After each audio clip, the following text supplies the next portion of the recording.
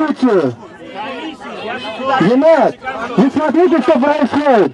Братоубийственное войну нам организовывают здесь. Вот. Вот. Аузу биллахи минаш шайтанир раджим, бисмиллахир рахманир рахим. Аузу биллахи минаш шайтанир раджим, бисмиллахир рахманир рахим. Я читаю резолюцию. Мы, граждане Украины, участники многонациональных крымских полян протеста, более 5 лет отстаивающих свои права на получение земельного участка согласно Конституции Украины заявляем. Согласно Конституции Украины заявляем. Между участниками полян протеста и новым правительством Крыма налажен конструктивный диалог.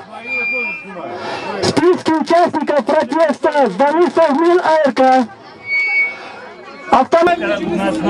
Предпринимаемые правительством Крыма шаги свидетельствуют о намерении новой власти решить земельный вопрос в Крыму в законном порядке.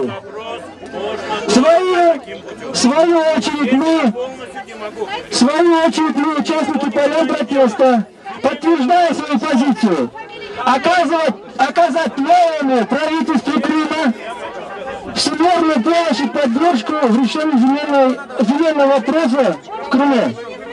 С октября 2010 года мы отказались от проведения массовых демонстраций, чтобы дать власти возможность решить земельные вопросы в спокойной конструктивной обстановке.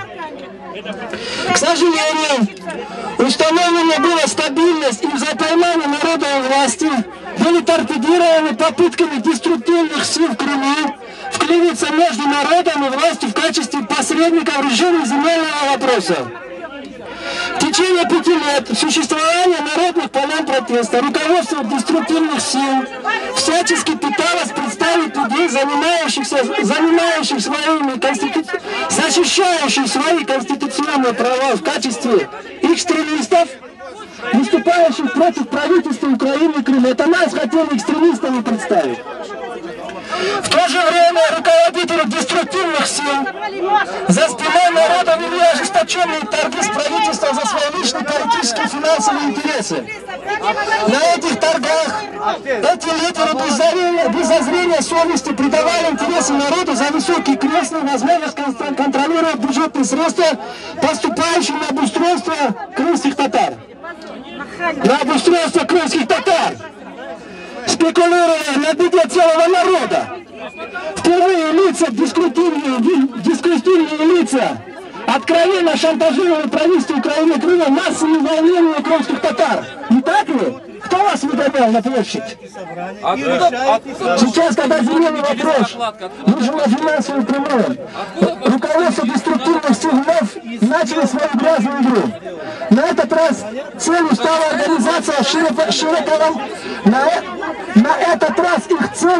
организация широкомасштабного массового столкновения. Вот, вы видите? Защитников полян протеста с другими крымчанами, имеющими право на получение земли, но никогда не стоявшими на полянах протеста. Для достижения этой грязной цели эти лидеры применили циничную и беспринципную технологию. Невзирая на то, что в Крымске поля протеста уже собраны здания Совета министров Крыма, эти силы начали собирать на территориях полян протеста так называемые альтернативные списки, альтернативные собрания. На этих собраниях кричат, зазывают через прессу, радио и телевидение, обещая скорую выдачу земель. Пришедших на альтернативное собрание людей заносят списки, которые затем предоставляют земельную комиссию под видом списков участников полян протеста. Механизм создания братоубийственного конфликта чудовищен по своей изощренной и сложной изобретательности. На один и тот же участок земли попадает по 2-3 фамилии. Естественно, что один участок получит только один человек. Но поскольку руководители деструктивных сил обещают землю и другим людям, то тот, кто на итоге не получит, будет чувствовать себя обманутым. И всю свою обиду оскорбление вылить на того, кто получил участок. Почему? Потому что эти силы сегодня уже сейчас ведут активную пропаганду раскола между народом, прессы что есть хорошие и есть плохие, так называемые руководители поля протеста. Мне трибуна не нужна. Абдуллага, мне трибуна не нужна. Я хочу, чтобы народ получил землю. Которые якобы не пускают на свои поля других крымчан. Тем самым одну часть населения одного путей настраивают против других. Более того, все народы раздорствуют руководители этих деструктивных сил, используя из-под готовят критическую... Смотрите, внимательно слушайте вот это. Более того, что все народы раздорствуют руководители этих деструктивных сил, из-под готовят критическую протестную массу, которая выгодно для них момент взорвется акциями массового неповиновения и антиправительственными акциями. Технология подготовки протестной массы простая и эффективна. На альтернативных собраниях эти силы лгут людям, заявляя, что земельный вопрос будет решен в самые кратчайшие сроки. 1 марта я сказал? Или кто сказал вам 1 марта решаться будет?